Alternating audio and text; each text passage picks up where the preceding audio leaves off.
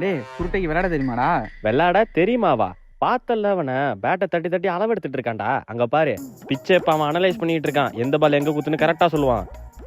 இப்ப யார கூப்பிடுறான் அவன்? பாலை செக் பண்ணுவான் பாரு. வெயிட்லாம் செக் பண்ணிட்டானா? இனிமே எந்த பால் போட்டாலும் அடிதான்.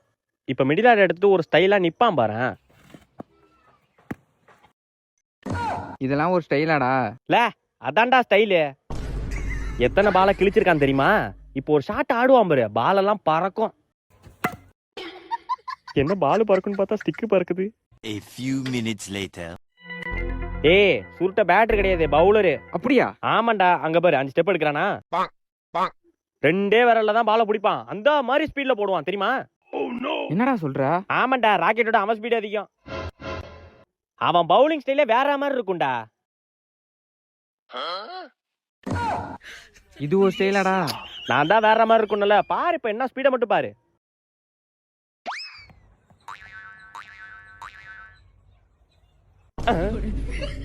அவன் மஞ்ச பால்ல தான்டா வேம போடுவான். செவ்பால்லாம் அவனுக்கு செட்டே ஆகாது.